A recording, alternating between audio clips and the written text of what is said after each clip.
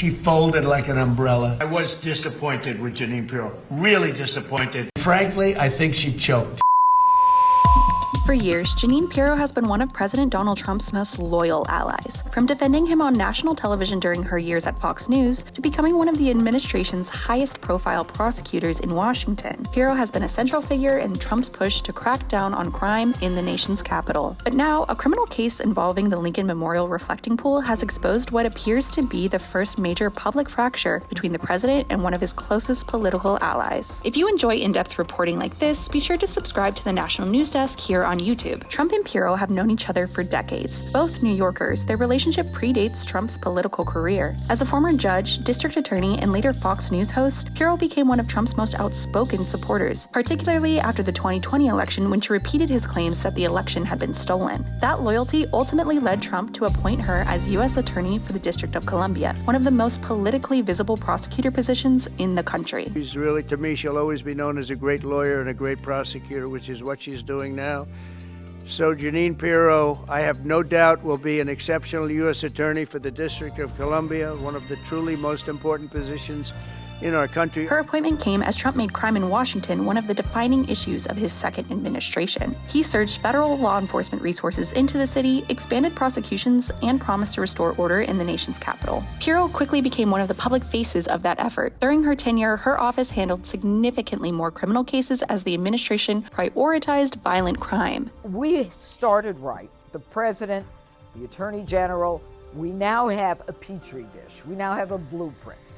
And the blueprint is, we're going to make more arrests, we're going to get more guns off the street. That made the reflecting pool controversy especially surprising. Earlier this summer, federal prosecutors charged former Olympic canoeist David Hearn with felony vandalism, accusing him of damaging the newly renovated liner inside the Lincoln Memorial reflecting pool. The evidence shows, and we will prove beyond a reasonable doubt, that Hearn willfully destroyed property at the Lincoln Memorial reflecting pool.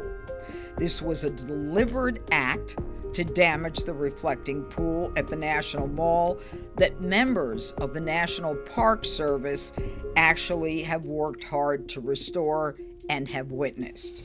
By Hearn's own admission, on June 19th, he reached down into the pool. Our evidence further shows that the National Park Service employees observed Hearn actually forcefully and violently pulling up and removing the bottom liner with both hands. Piro publicly declared that the government would prove beyond a reasonable doubt that Hearn intentionally destroyed federal property. Hearn previously pleaded not guilty to the felony. This indictment reflects the administration's effort to scapegoat Davy and to shift blame for their own failures. We will litigate these issues vigorously.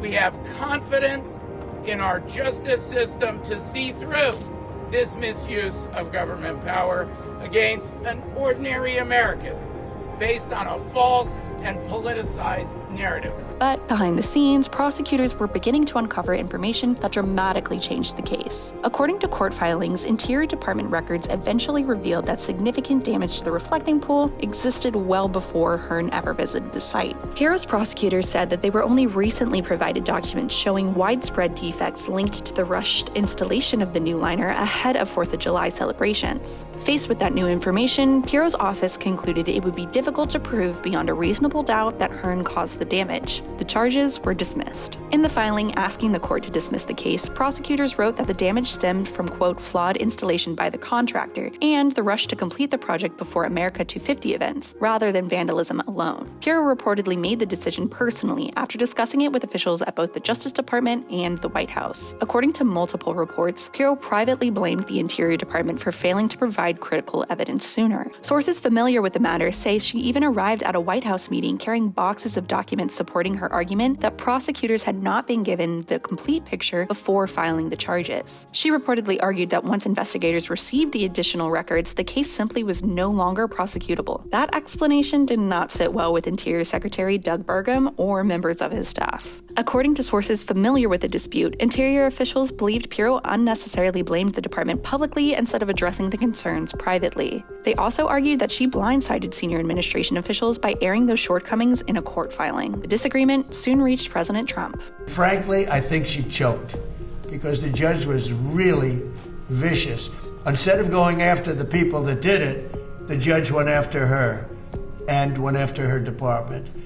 And I guess she choked. I was disappointed with Jeanine Pirro, really disappointed with Jeanine Pirro. She folded like an umbrella. Trump has repeatedly insisted that the reflecting pool was vandalized. On Truth Social, he urged Americans to, quote, look for yourselves at what he described was obvious vandalism, arguing the liner had been cut with a knife or a box cutter. Now, we have photographs or tapes, like moving cameras, right? We have them where people are on the side cutting it with a box knife. Speaking to reporters, Trump doubled down, saying he disagreed 100% with Piro's decision to dismiss the case. No, Jeanine Pirro made a mistake.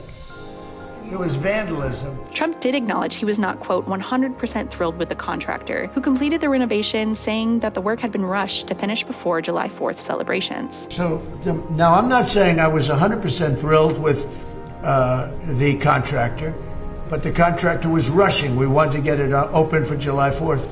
And we got it done. But he maintained that vandalism also occurred and criticized Piro's handling of the case. Behind closed doors, according to multiple reports, President Trump's frustration was even more intense. Sources familiar with the meeting say Trump confronted Piro at the White House, where he reportedly yelled at her and, quote, read her the riot act. Despite the heated exchange, however, Trump stopped short of removing her from office. When reporters later asked whether Piro would remain U.S. attorney, Trump declined to commit.